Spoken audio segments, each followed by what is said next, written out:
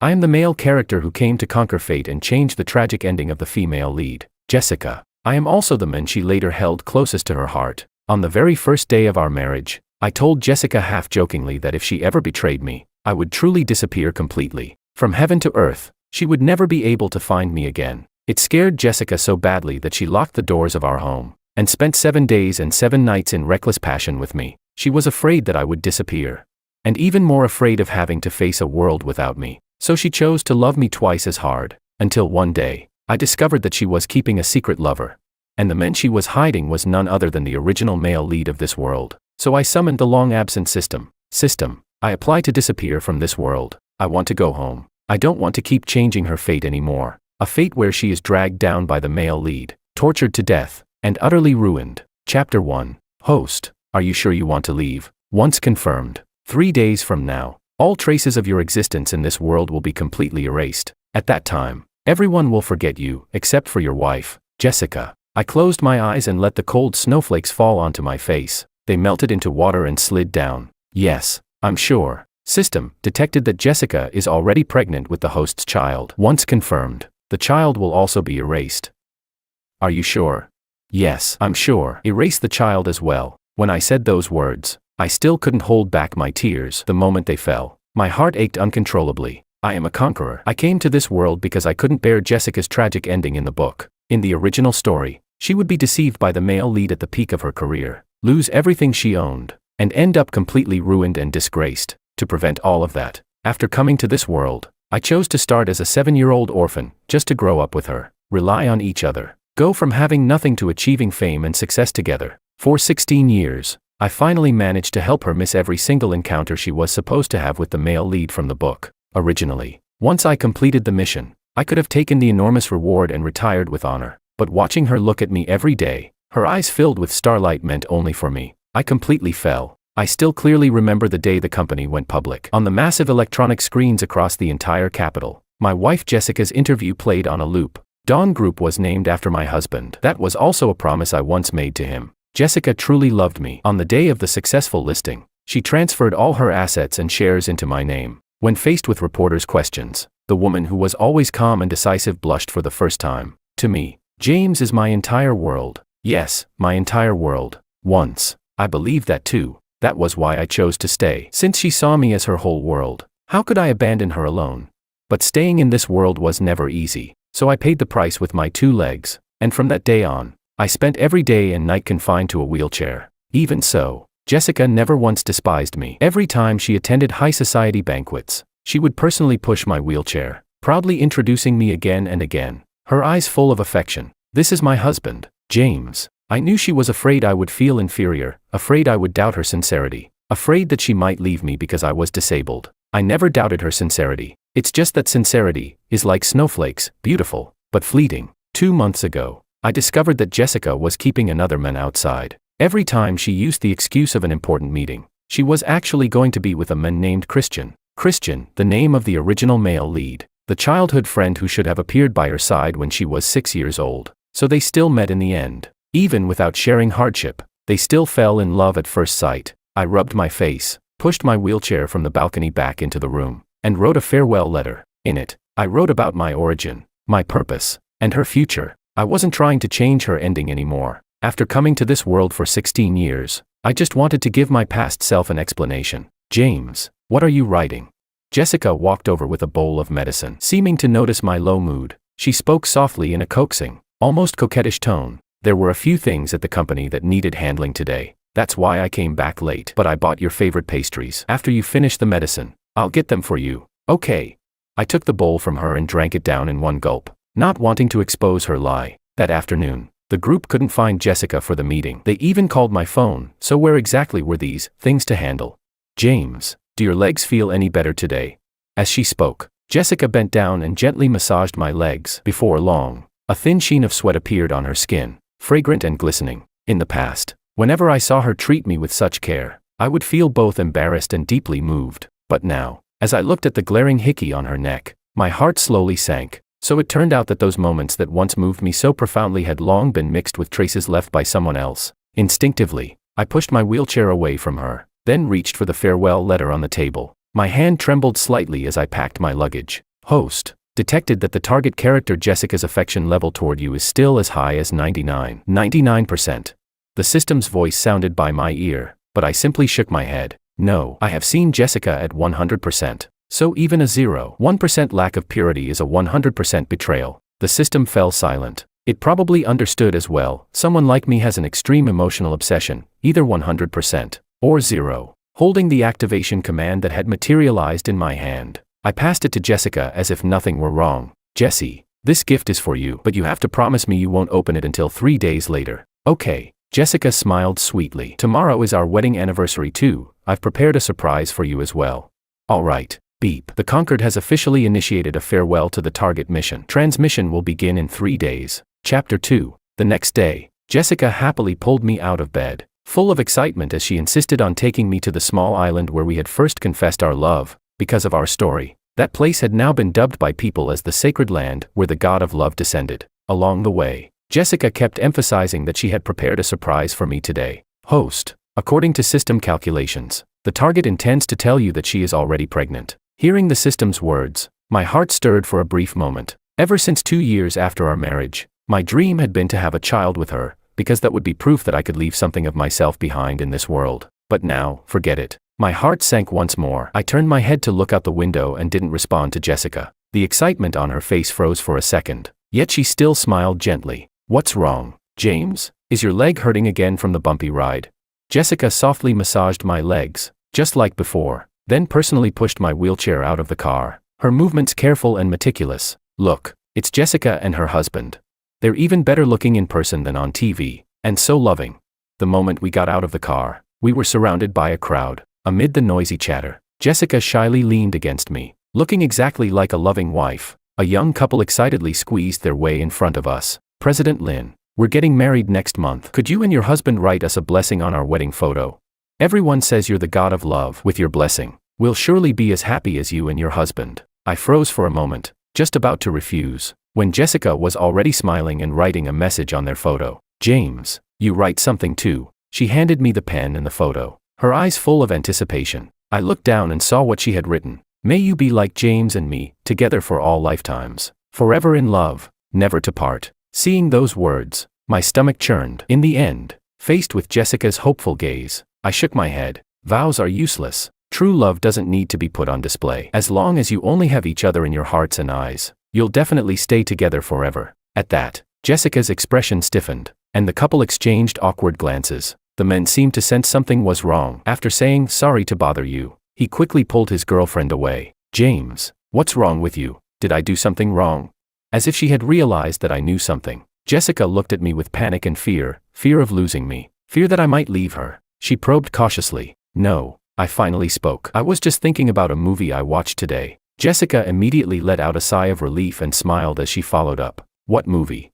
I slowly turned my face toward her and met her gaze. The female lead used to love the male lead very much, but later she changed her heart and kept hiding it from him. I stared quietly at Jessica's face, watching every subtle change in her expression. Jessie, if one day you changed your heart, never, absolutely never.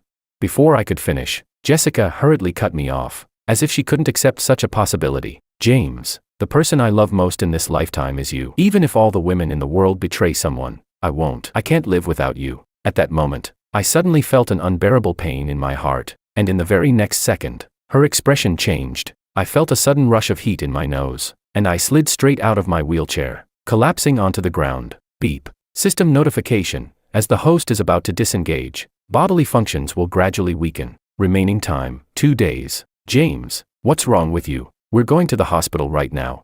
Jessica's voice trembled violently as she tightly clenched my hand. Large tears fell onto the back of it. Seeing that my nosebleed wouldn't stop, she completely panicked. She wrapped me in her arms and kept kissing me over and over. James, what's wrong? Don't scare me. Let's go to the hospital right now. Okay. I won't change my heart. I'll never change my heart. Don't overthink it. Okay, believe me, believe me. At the hospital, Jessica insisted that I undergo a full body examination. A billionaire CEO personally ran around registering, fetching medicine, and handling everything without the slightest impatience. Sitting in my wheelchair, watching her busy figure, my heart felt unbearably sour. Suddenly, someone slammed hard into me. I, along with my wheelchair, toppled straight onto the ground. My completely numb legs crashed into the doorframe. instantly bruising and turning purple. Sorry about that. Oh, so it's Mr. James. I was in a hurry to get President Lin to sign something and didn't see you. When I looked up, a figure was already standing in front of me, his eyes full of contempt. Although I had never seen this man before, from his disdain and undisguised hostility, I immediately knew who had deliberately knocked me over. Christian, the man Jessica Lin was keeping outside.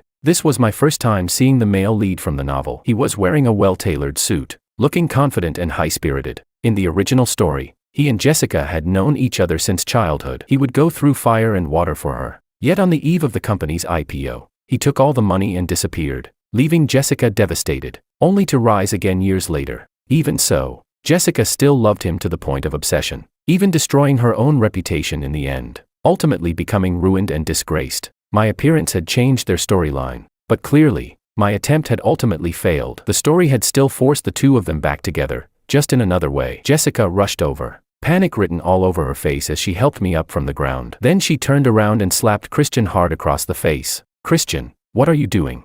Can't work wait until tomorrow. Didn't you see that James isn't feeling well right now?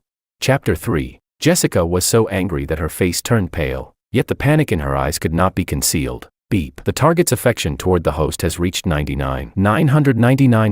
Favorability toward the original male lead has dropped to 0.001%. Is that so?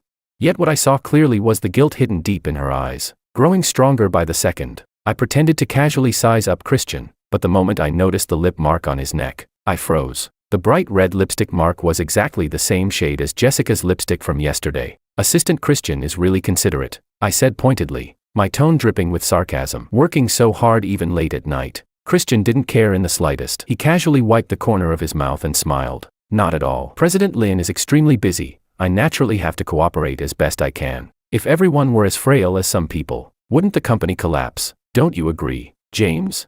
Christian, who gave you permission to speak to James like that?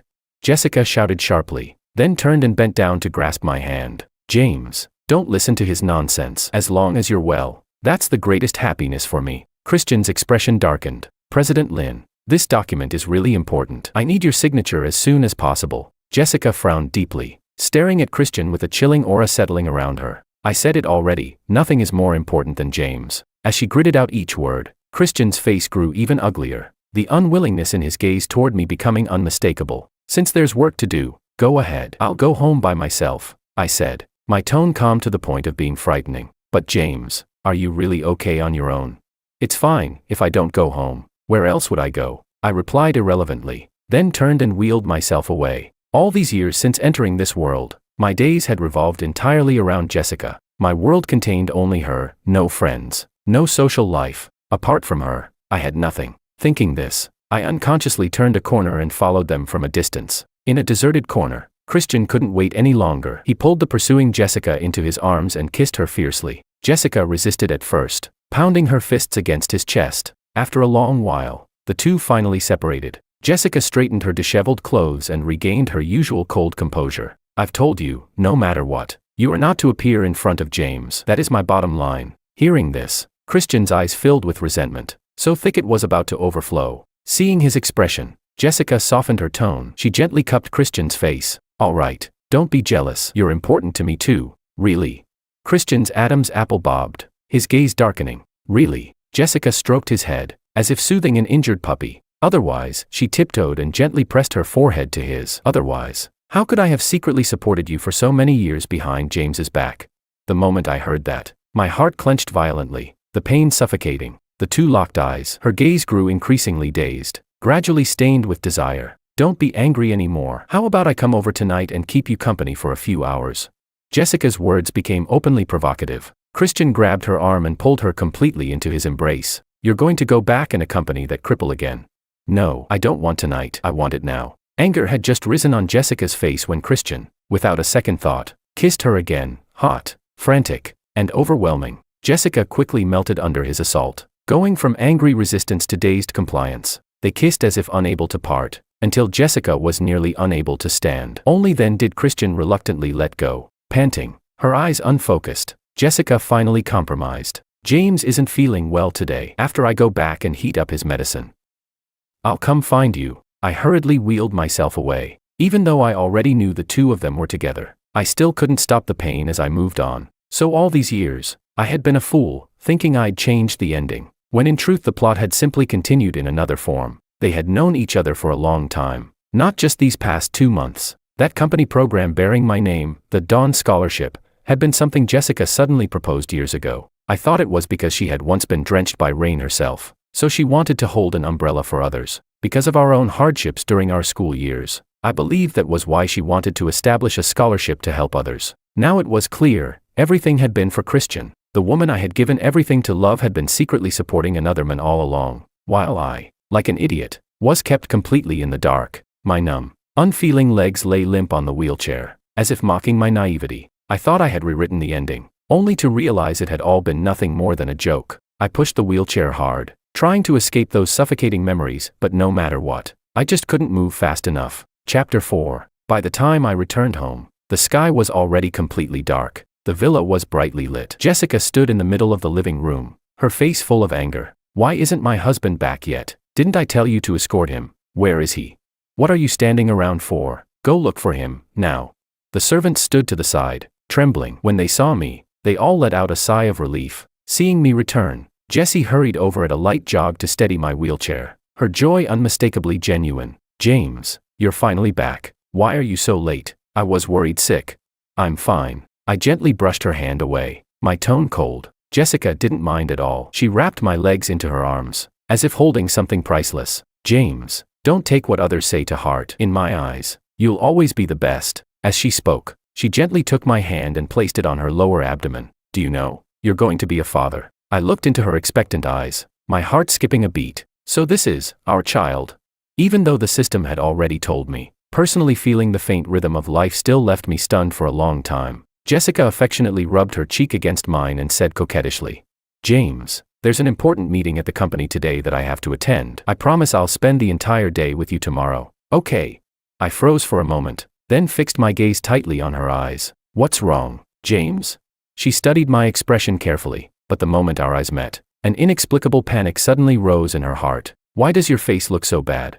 As if suddenly realizing something, she hurriedly grabbed my hand. If you want me to stay with you, I won't go. I won't go anywhere. Go ahead. Work comes first. This is just my old problem, I said lightly, just like always. Jessica finally relaxed. She pecked my cheek gently. I promise, once I'm done, I'll come back to be with you, forever. For all lifetimes. She had said these words before, exactly the same. I pushed my wheelchair to the window. Downstairs, Jessica was holding Christian's hand, seemingly coaxing him about something. The next second, the woman who had just promised to stay with me forever wrapped her arms intimately around another man's neck, smiling brightly, kissing passionately. I stared at them, unmoving, letting the pain spread through my entire body. Jessica seemed to sense something. She suddenly looked up toward my direction, but saw nothing. Hidden behind the curtain, I gave a bleak smile as I thought of the system's words. There is no child anymore, and there is no us either. I don't know whether it was because the countdown to my departure was getting closer, or because I had finally lost the very last shred of hope in Jessica.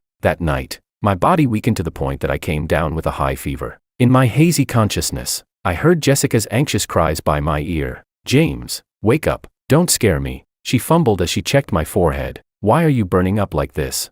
After saying that, she no longer cared about anything else. She lifted me up and rushed straight outside. My consciousness gradually scattered, my entire weight collapsing onto her. The two of us tumbled down the stairs together. Jessica didn't hesitate for even a second. She used her own body as a cushion to catch me, letting out a muffled groan of pain. She barely ever drove, yet she sped wildly all the way to the hospital. Amid the howling wind, all I could hear were frightened sobs. Doctor, hurry, check on him.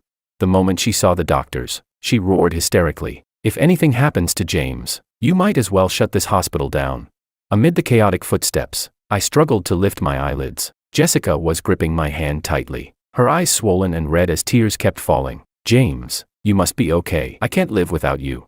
Her usually immaculate clothes were smeared with mud. Her ankle was badly swollen, yet she stubbornly jogged alongside the gurney the entire way. The day after tomorrow is your birthday, she said shakily. The flowers on our island have bloomed again. I'll take you to see them. Okay. I won't be able to see them. The day after tomorrow is the day I disappear. I let out a bitter laugh in my heart, then completely lost consciousness. When I woke up again, it was already the next day. There were 2 days left before my departure. No, judging by the sunset outside, there should only be 1 day left. Seeing that I was awake, The nurse hurried over to take my temperature, her face full of gossip. Sir, your wife really treats you well. She stayed by your side all night last night. No one could persuade her to leave. She wiped your sweat, changed your medicine, and even warmed the 4-needle in her hands first. Afraid you'd feel cold. Oh right. Her assistant came looking for her just now. The two of them left in quite a hurry. Do you want me to help you contact her? I shook my head. No need. After the nurse left, I struggled out of bed, wanting to go to the doorway to get some fresh air. But the moment I pushed the door open, I heard an argument coming from the corridor. It was Jessica and Christian. What are you doing here? Jessica lowered her voice, as if afraid of disturbing my rest. You promised you'd accompany me today to pay respects to my parents, Christian said, lowering his head innocently, like an abandoned puppy. Jessica frowned impatiently. Christian was about to say more when he suddenly noticed me standing at the doorway. His expression shifted slightly. What's wrong?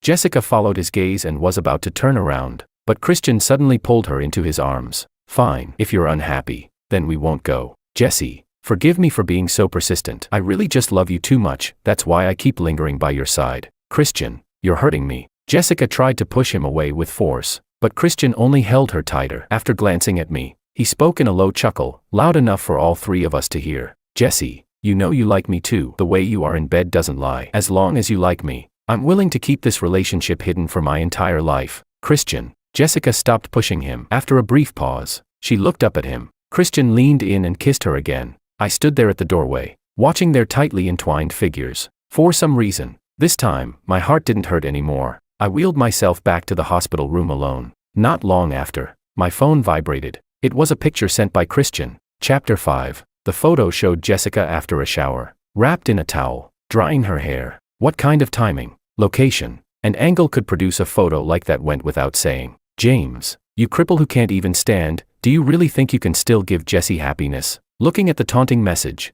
I silently turned off my phone and turned to fiddle with the flowers by my hospital bed. It didn't matter anymore. One more day, and I would finally be free. In this final stretch of time, I wanted to properly say goodbye to the world. Though, in truth, there wasn't much to say goodbye to. I had grown up by Jessica's side since childhood. My world had always consisted of only her. After thinking it over, I decided to donate the gifts Jessica had given me to the orphanage where I had lived as a child. Let it be the very last trace I left behind in this world. With a bitter smile, I sent a message to the director. Director, I'm going home, back to my own home. I'll trouble you with handling the donations. Then I called the lawyer and transferred all the shares and assets back to Jessica. Although in the early years I had helped her a lot using my advantage as a transmigrator, the company had ultimately been built by her own hands. It should be returned to her. This time, I no longer wanted to interfere with her ending. The moment I hung up, another taunting message from Christian came through. James, I know tomorrow is your birthday. Guess who Jessie will be with?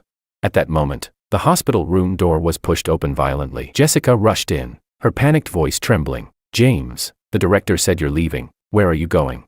Her eyes reddened as she stared at me, anxious, tense, afraid. Just a business trip. I casually made up an excuse, no longer looking at her. You scared me to death. The director said you were never coming back. Jessica finally relaxed, though her eyes were still red, like a startled little rabbit. Come eat something. I went out especially to buy your favorite, century egg and lean pork congee. As she spoke, she ladled a bowl from the thermal container, carefully blew on it, and brought it to my lips. I took a sip, but my gaze caught the glaring hickey on her neck. She seemed to realize it too and hurriedly pulled up her collar, her eyes darting away. James, I've handled your discharge paperwork. Let's go out and get some fresh air. I nodded, saying nothing. What was there left to say? The truth was already laid bare. Just as we finished packing, Jessica's phone suddenly vibrated. There was no need to guess, it was Christian. James, there's something urgent at the company.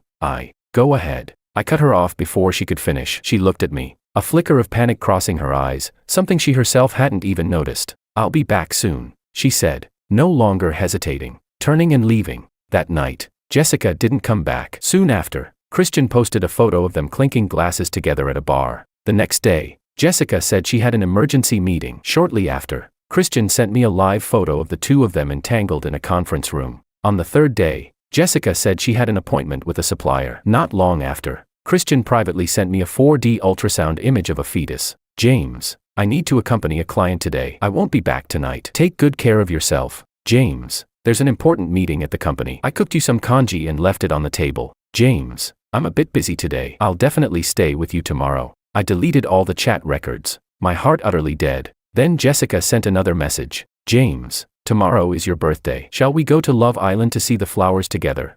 I didn't reply. I turned off my phone and tossed it aside. The system's cold notification echoed in my mind. Host life countdown, 24 hours. The next day, the very last day of my life, I packed up everything I had previously listed for sale online and sent it out. I emptied the room, and emptied my heart as well. Jessica still hadn't come back. Turning my head, I saw the news playing on TV. A man had nearly drowned on Love Island, and a woman was frantically giving him mouth-to-mouth resuscitation. Christian, don't scare me. I can't live without you. As the camera zoomed in, I recognized her instantly. It was Jessica, and the one she was kissing was Christian. The news was cut off almost immediately. The very next second, Jessica's call came through. I didn't answer. I let it ring again and again, until it finally fell silent. Those clumsy excuses, I didn't want to hear them anymore. I wheeled myself to the small shop where we first met and ordered 2 bowls of our favorite beef noodles. Young man, why are you alone today? The owner asked warmly. Where's your girlfriend? Her, I replied calmly. She's gone to be with the one she was destined for. My tone was steady, as if I were talking about something completely trivial. The owner's expression dimmed. She didn't say anything else, only silently brought me a bottle of iced cola. As I ate, hushed whispers drifted in from around me. The news had spread even faster than I'd expected. Some people pointed at me and whispered. Some looked at me with pity. Others secretly raised their phones to take photos. I ignored it all, chewing slowly and finishing the last bite of noodles. Then I dialed her number, a long-lost smile on my face. The time's up, I said. You can open the gift I gave you now. Her panicked voice came through the phone. James, where are you? Don't believe what they said on TV. Listen to me. Let me explain. James, are you at that little kanji shop? She seemed to realize something, her voice filled with pleading. Wait for me. I'm coming to find you right now. Let's do this together. Okay, and the baby too. We can do it together, can't we? Together. There is no together anymore, Jessica. From now on, there's only you. The rest of your life, only you. Host's life value has reached 0. Mission failed. Binding terminated. As the system's cold announcement echoed, cries of shock erupted from the crowd around me. I felt my body beginning to disperse, little by little, breaking apart into countless points of starlight, dissolving into the river. And then, from behind me, came a heart-rending scream. James. Chapter 6. James, where are you? I drifted in the air and saw Jessica stumble over, calling my name in a trembling voice. Have any of you seen my husband? He was just here. She stopped passers-by along the riverbank one by one, asking frantically, like a little girl who had lost her way, completely at a loss. But no one could give her an answer. The onlookers only shook their heads, casting complicated looks her way. No, James wouldn't leave. He said he'd wait for me so we could celebrate his birthday together. Jessica muttered to herself, panic-stricken as she stared toward the middle of the river. The rippling water reflected the setting sun, glaring painfully bright. It's James. He's waiting for me.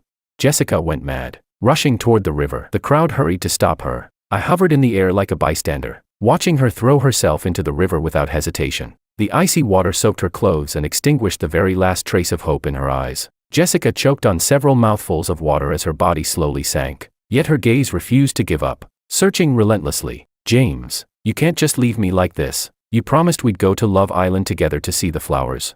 Her cries came in broken gasps, her desperate figure rising and falling in the river, reflecting the final glow of the sunset. Congratulations, host. Target character Jessica's affection toward you has reached 100%. Conquest complete. Warning. System error detected. Separation process is irreversible. Host will be sent back to the real world. Warning. System malfunction detected. Host will temporarily remain as a sole entity. Still have to stay here.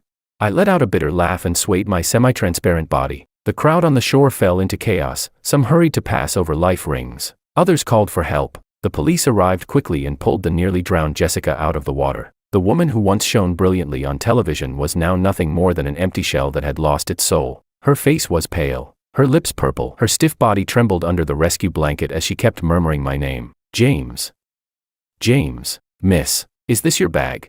A police officer picked up a canvas bag from the shore and handed it to her. I recognized it at a glance. It was the gift I had once given Jessica. Back then, we were both poor, so I had made this bag by hand for her. Even after she became the wealthiest woman in the country, she had never parted with it. I still remembered a reporter once asking her why she chose to carry such an unfashionable bag to public events. She had smiled brightly and said it was a gift from her husband. But after Christian appeared, Jessica changed her style entirely. The bags at her side became nothing but luxury brands like LV. I hadn't expected that today. She would deliberately switch back to this canvas bag. Yes, it was a gift from my husband, she said hoarsely.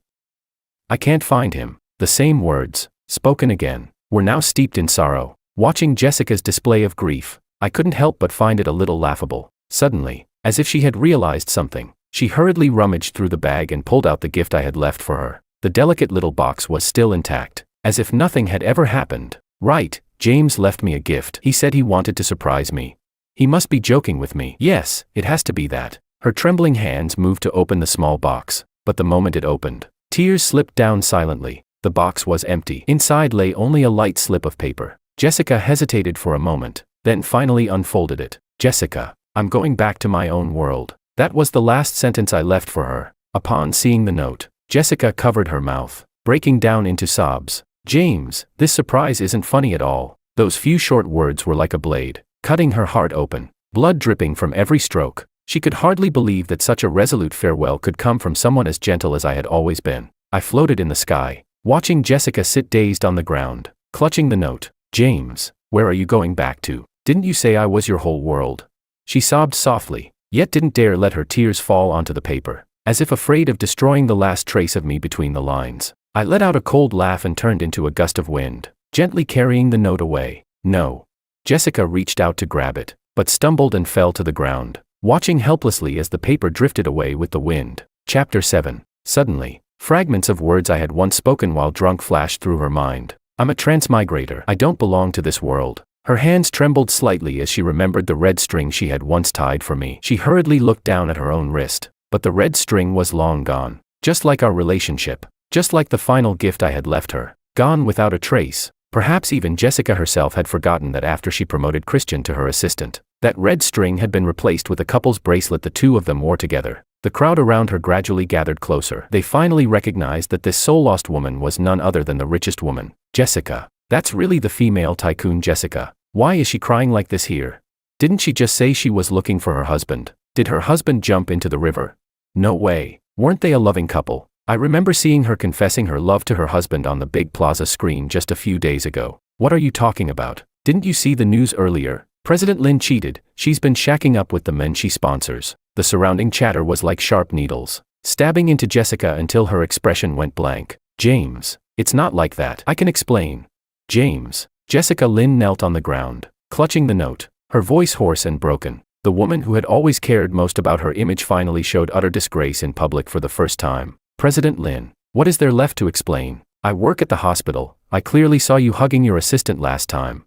A familiar voice came from the crowd. I focused my gaze and realized it was the young couple we had met earlier on Love Island. The young man who had given me a long, meaningful look before leaving had indeed noticed something was off. Of course he did. My attempts at concealment had been far too obvious. Besides the utterly indifferent Jessica, who else wouldn't have seen through it? You even had the nerve to write blessings on our wedding photo, saying you hoped we'd be as loving as you and your husband. Don't you find that ironic? I could tell your husband's expression was off back then. He must have already known. The young man's words were full of indignation on my behalf. The looks people cast at Jessica grew increasingly contemptuous. Buzzwords like manufactured persona, betrayal, female version of schweppingue surfaced one after another. Jessica's face grew even paler as she stared at the river in disbelief. He already knew. How could that be? I saw her bite down hard on her lip as tears streamed down her face. I also saw her desperately trying to steady herself, trying to deceive herself. This is all just a misunderstanding. I can explain. James, come out. Okay, don't listen to their nonsense. Just as despair was about to completely swallow her, Christian squeezed out from the crowd. Jessie, are you okay?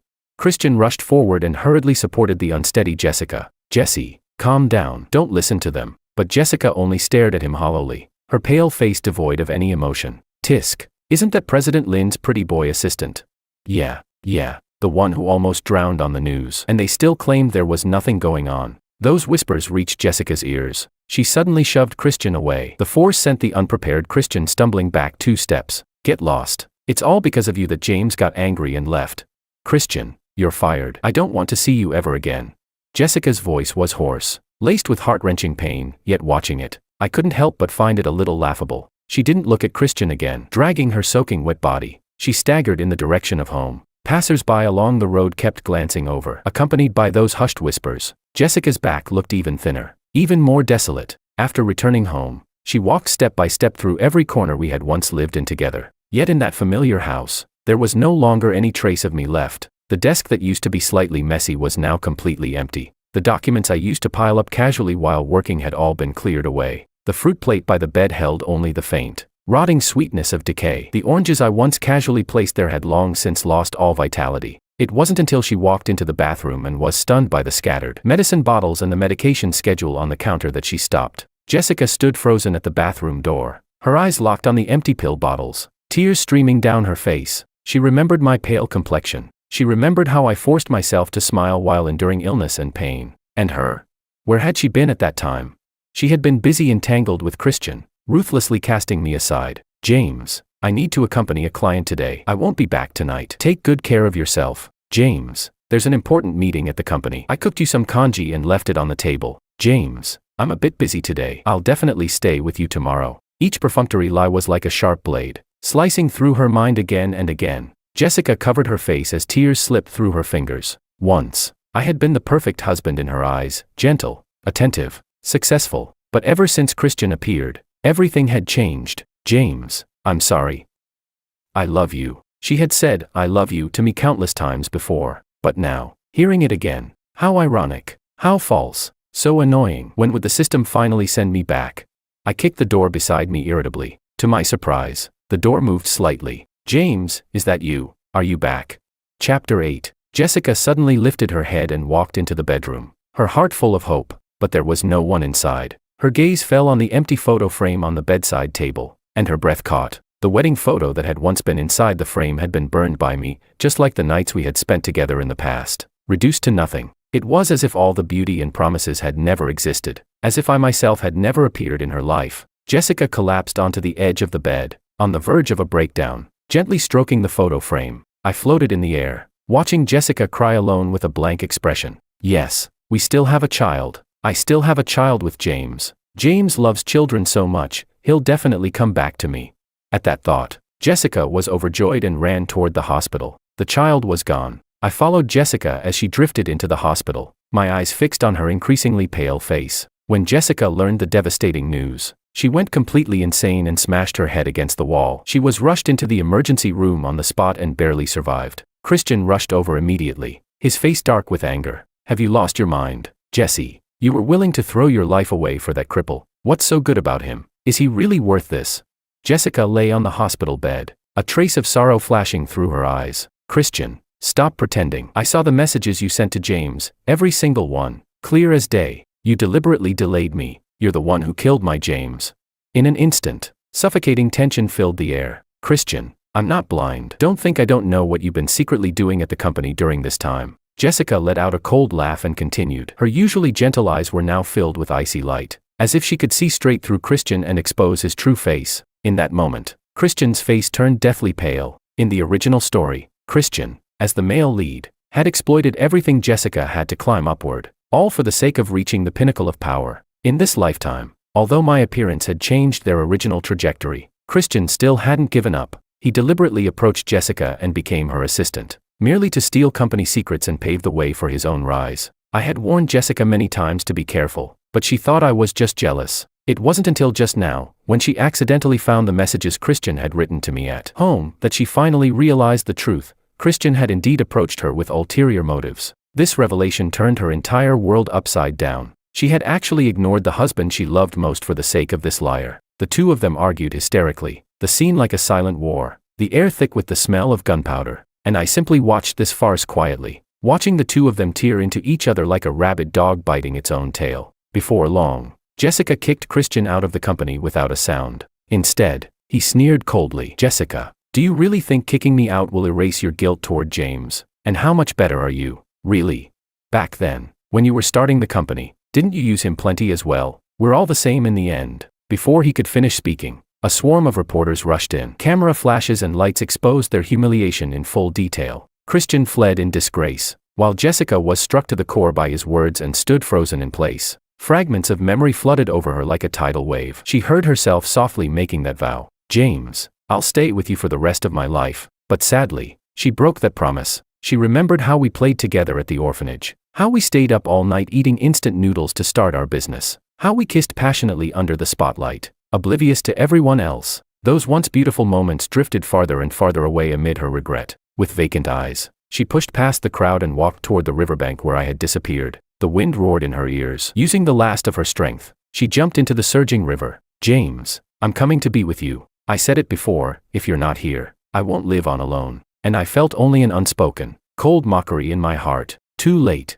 This kind of forced devotion, chasing after death, was nothing more than ridiculous. At that moment, a familiar system notification suddenly sounded in my ears. Mission complete. System restored to normal. Host will be transmitted back to the real world. My consciousness was violently pulled away. Before I could recover from the shifting scenes, I had already felt the tangible sensations of the real world. Back in reality, my whole body felt as if it were falling apart. The backlash pain felt like 10,000 arrows piercing my heart, tearing at my fragile nerves every second. The system's indifferent voice echoed in my mind. Reward issued. Please check it yourself, host. I smiled bitterly. Everything felt like an absurd dream, and now, the dream was over. The ending of the novel had still changed. This time, Jessica jumped into the river to her death, and Christian was blacklisted by the industry. Another boy sponsored by the Dawn Scholarship eventually became the new richest man. Closing the book, I lay in bed for 3 whole days before barely recovering a bit of strength. As my scattered thoughts slowly gathered, I decided to begin a new life. Chapter 9. I pushed open the window, and the sunlight was blinding. On the windowsill lay the system's glittering reward, a huge sum of money, enough for me to do whatever I wanted. Using the generous bonus from the system, I rented a luxury apartment in the city center, overlooking the brightly lit metropolis. I plunged headfirst into a new life. I didn't keep pushing myself at work, nor did I continue starting businesses. After everything I had gone through in that book, I was simply too tired. I returned to my original line of work, going to the office day after day, and devoted more energy to living. Every morning when I woke up, I was filled with anticipation for the future. At work, I came into contact with the most cutting-edge fields of economics, expanding my thinking into an uncharted wilderness. The company gave me full authority and trust. I charged forward, breaking through obstacle after obstacle, as if nothing could blunt my edge. However, people and circumstances in life are unpredictable. One day after work, I passed by a bookstore. By a windowside seat, a familiar figure was sitting sideways, gazing out the window. It looked like Jessica. James, I finally found you. Jessica rushed out excitedly and hugged me tightly. How are you here? I shoved her away and frowned, unable to understand how she could appear in the real world. Her body stiffened. She looked at me pitifully, and after a long pause, she stammered. James, after I jumped into the river, I saw the system. It promised that as long as I traded my life, I could get a chance to see you again, and then I was transported here. Hearing this, I was dazed for a moment. James, I know there were many misunderstandings between us. I was controlled by the plot. I really didn't mean it. I know I disappointed you before, but I never stopped loving you. Really, the one I love is you, always has been. Jessica's eyes were full of sincerity. She raised her right hand, the red string around her wrist glaringly obvious. I said it. I would definitely find you. Please give me a chance. Let me make it up to you. Let me keep loving you. Okay. Heh. I looked at the glaring red string on her wrist and felt a wave of nausea. Traded your life for it, Jessica. What kind of act are you putting on now? When you were sleeping with another man behind my back, why didn't you talk about loving me then? And now you stand here pretending to be innocent, pretending to be some chaste, faithful woman. After saying that, I didn't look at her again and turned to leave. Over the next few days, Jessica turned into a piece of sticky gum. I couldn't shake her off no matter what I did. She blocked me downstairs at the company, at the entrance of my apartment complex, and even outside the gym I frequented. Every time we met, she cried her eyes out, sobbing as she said she had been deceived by Christian and had no control over it. She said that after I left, she had suffered endlessly inside, filled with regret. James, are you angry with me? Do you blame me for not protecting our child?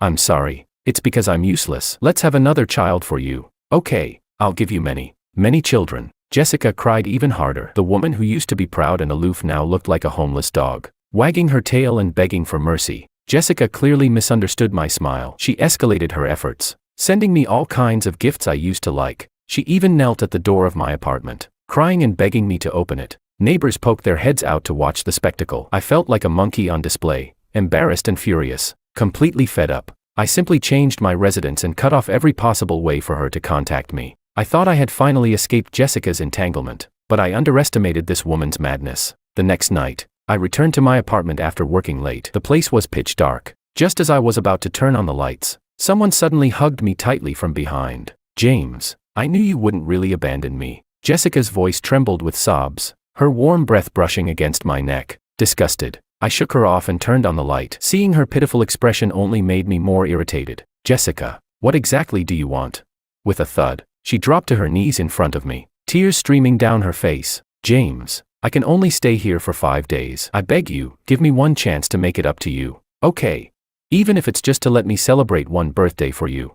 She cried even harder, rambling incoherently about how she had been controlled by the plot and how there was only me in her heart. Looking at her like this, I felt nothing but revulsion. Get out. I don't want to see you again. I pointed at the door and shouted harshly. She refused to leave, continuing to kneel there and cry. I dragged her to the doorway, shoved her out forcefully, and slammed the door shut. Over the next few days, Jessica still refused to give up. On the first day, she prepared a loving breakfast, imitating what I used to do, but I didn't even glance at it and threw it to a stray dog on the street. On the second day, she said she wanted to have a candlelight dinner with me, but I claimed there was an important meeting at work and stayed in the office all night. On the third day, the last day, Jessica tearfully brought in countless fresh flowers, filling my apartment to the brim. James, doesn't this look like the flowers on Love Island? Didn't you promise me we'd go see them together?